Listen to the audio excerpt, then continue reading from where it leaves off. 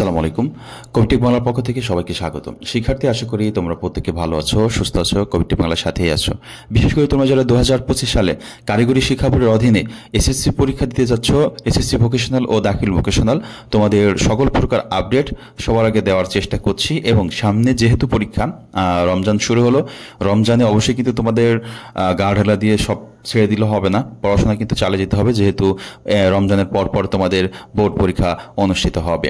শিক্ষার্থী, একটা বিষয় আমি যেটা আলোচনা করব সেটা একটু মনোযোগ সহকারে দেখবে। হ্যাঁ, বিষয়টা হচ্ছে এসএসসি পরীক্ষা অনেক ভালো হলো, রেজাল্ট A+ আসার মতো, কিন্তু রেজাল্ট আসলো না কেন? হ্যাঁ, কি সমস্যার কারণে রেজাল্ট আসলো না, বহিষ্কার হলাম কিনা বা কোনো সমস্যা হলো কিনা, সেটা নিয়ে একটু আলোচনা করতে চাচ্ছি। দেখো, কারিগরি শিক্ষা বোর্ড কিছু আইন রেখেছে, যে আইনের আওতায় যদি তুমি পড়ে যাও তাহলে কিন্তু তোমার রেজাল্ট নাও আসতে পারে। হ্যাঁ, সেই আইনগুলো আমি একটু আলোচনা করব, যেই বিষয়গুলো, যেই ভুলগুলো কখনোই পরীক্ষার হলে তোমরা করবে না, তাহলে কিন্তু কিভাবে তোমার রেজাল্ট আসবে না তুমি কিন্তু নিজেও বুঝতে পারবে না। শিক্ষার্থী যারা এই মুহূর্তে আমার চ্যানেলে জয়েন করেছো তারা অবশ্যই চ্যানেলটিকে সাবস্ক্রাইব করে বেল আইকনটি অন করে রাখো, কারণ পরবর্তীতে সকল প্রকার আপডেট সবার আগে পাওয়ার জন্য। দেখো, আমি যে বিষয়টা দেখাবো, সমন্বিত শৃঙ্খলা বিধি, উপবিধি ও প্রয়োগ পদ্ধতি বোর্ড কর্তৃক অনুমোদিত। প্রথম আমি যদি দেখি শৃঙ্খলা বিধি, অসদুপায় ও অপরাধসমূহ। 1, পরীক্ষার্থী কক্ষে পানি পান করা বিনা অনুমতিতে অন্য কিছু পান করা যাবে না। মানে পানি ছাড়া অন্য কিছু যদি তুমি বিনা অনুমতিতে পান করো তাহলে তুমি বহিষ্কার হইতে পারো, মানে এক্সপেল হইতে পারো। পরীক্ষা কক্ষে এদিক ওদিক তাকানো, অপরের পরীক্ষার্থীর সঙ্গে কথা বলা যাবে না। পরীক্ষার্থীর সহিত সংশ্লিষ্ট বিষয়ে আপত্তিকর অনুমোদিত কাগজপত্র, মোবাইল ফোন, ঘড়ি, তারপর ইলেকট্রনিক্স যন্ত্রপাতি, ব্লুটুথ কমিউনিকেশন ডিভাইস থাকা যাবে না। এটা হচ্ছে 1.3। এই ধারাতে অনেক স্টুডেন্ট কিন্তু এক্সপেল হয়, বহিষ্কার হয়, এই যে 1.3-তে। হ্যাঁ, তো 1.3-র যেই শাস্তি সেটা যদি আমরা দেখি, 1.3 শাস্তি হচ্ছে ওই পর্ব বা বছরের পরীক্ষা বাতিল হবে যদি তুমি পরীক্ষার হলে মোবাইল, কাগজপত্র মানে নকল নিয়ে আসো, তারপর হচ্ছে কমিউনিকেশন ডিভাইস, ব্লুটুথ ইত্যাদি, ঘড়ি যাই নিয়ে আসো কেন, তুমি এক্সপেল হইলে ওই বছরের পরীক্ষা তোমার বাতিল হবে। এরপর আসো চেয়ার, টেবিল, দেওয়াল, মোবাইলের লেখা, পরীক্ষার কক্ষে পরিধেয় পোশাক ইত্যাদি হইতে পরীক্ষা সংক্রান্ত বিষয়ে কোনো কিছু নকল ধরা পড়ে তাহলে ওই বছরের পরীক্ষা বাতিল হবে এবং পরবর্তী এক শিক্ষাবর্ষের জন্য পরীক্ষায় অংশগ্রহণ অনুমতি দেওয়া হইবে না। এরপর দেখো 1.5, অন্য পরীক্ষার্থীর পরীক্ষার্থীদের উত্তরপত্র দেখিয়ে নকল করা, এই ক্ষেত্রে ইচ্ছাকৃতভাবে দেখাইতেছে প্রমাণিত হইলে তাহাকেও সমান শাস্তির সুপারিশ করা হইবে।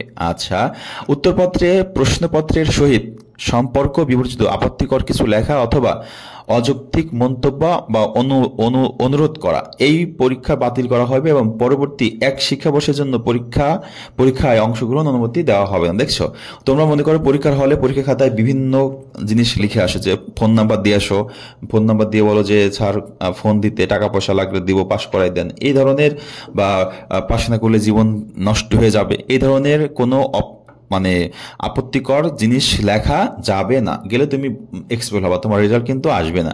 পরীক্ষা কক্ষে অপরকে অপরাধ করতে সাহায্য করা। তারপরে কক্ষ ইনভিজিলেটর, হল সুপারভাইজার, চিফ ইনভিজিলেটর, ভারপ্রাপ্ত কর্মকর্তা পরীক্ষার সহিত কোনো প্রকার গালাগালি বা মানে খারাপ আচরণ করা যাবে না, করলে ওই বছরের পরীক্ষা বাতিল হবে, পরবর্তী 2 বছর তুমি পরীক্ষা দিতে পারবে না। পরীক্ষার কক্ষে পরীক্ষার কাজে বাধা বিঘ্ন করা বা গোলযোগ করা, দর্শনীয় কাগজপত্র কক্ষ পরিদর্শককে না দিয়ে তাহা নাগালের বাইরে ফেলিয়া দেওয়া, তাহা গিলিয়া ফেলা, হ্যাঁ এটাও একই রকম, পরীক্ষা বাতিল হবে, পরবর্তী 2 বছর পরীক্ষা অনুমতি দেওয়া হবে না।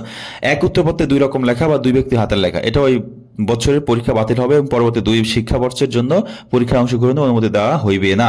প্রশ্নপত্র বা উহার অনুলিপি বা সাদা উত্তরপত্র বাহিরে পাচার করা, ওই বছরের পরীক্ষা বাতিল করা হবে এবং পরবর্তী 2 শিক্ষাবর্ষের পরীক্ষা অংশগ্রহণ অনুমতি দেওয়া হবে না। একই রকমভাবে অনেক নিয়ম এখানে আমরা দেখতে পাচ্ছি, যে প্রশ্নপত্রে অলিখিত উত্তরপত্র সংশ্লিষ্ট সংক্রান্ত মালামাল বেআইনিভাবে পাওয়ার চেষ্টা করা, পরীক্ষার কক্ষে কেন্দ্রের প্রাঙ্গণে বা কেন্দ্রের 200 মিটারের মধ্যে কোনো কক্ষ পরিদর্শীকে বা সংশ্লিষ্ট অন্য কোনো কর্মকর্তাকে আক্রমণ করা, উত্তরপত্র দাখিল না করিয়া পরীক্ষা কক্ষ ত্যাগ করা, মানে উত্তরপত্র তুমি দাও নাই, না দিয়ে সাথে করে নিয়ে চলে যাচ্ছ, এরকম। ঠিক আছে। তারপর লিথো কাগজে ঘষা মাজা, রোল নাম্বার পরিবর্তন করা, পরীক্ষা চলাকালীন সময়ে অথবা পরীক্ষা শেষে মূল উত্তরপত্রের সঙ্গে অনুমোদিত অতিরিক্ত উত্তরপত্র কিংবা শীট সংযোজন করার চেষ্টা করা। এরপর হচ্ছে নিয়ম বহির্ভূতভাবে পরীক্ষা অংশগ্রহণ করা। এই ধরনের মোবাইলে কথা বলা, SMS এর মাধ্যমে বিভিন্ন মানে কথা বলা, এই ধরনের পরীক্ষা আমরা দেখতেছি। এইসব কাজবাজ করলেও আমাদের কিন্তু ওই বছর পরীক্ষা বাতিল হবে। এছাড়া 1 বছর বা 2 বছরের শাস্তি কিন্তু রয়েছে। শিক্ষার্থী, যে কথাগুলো বললাম এই কথাগুলো পরীক্ষার হলে অবশ্যই তোমাদের মেনে চলতে হবে। আগেই তোমাদের বলে দিলাম যেন পরবর্তীতে এই ভুলগুলো না হয়। এ হচ্ছে 2025 সাল, তোমরা যারা পরীক্ষা দিবা 25 সালের পরীক্ষার্থী, তোমাদের জন্য বললাম তোমরা হচ্ছে এই নিয়মগুলো, এই আইনি বাধ্যবাধকতাগুলো তোমাকে মেনে চলতে হবে ভালো রেজাল্ট করতে হলে। শিক্ষার্থী, পরবর্তীতে কোনো আপডেট নিয়ে আবার হাজির হব। সে পর্যন্ত সবাই ভালো থাকবে, সুস্থ থাকবে, কোভিড বাংলার সাথে থাকবে। আল্লাহ হাফেজ।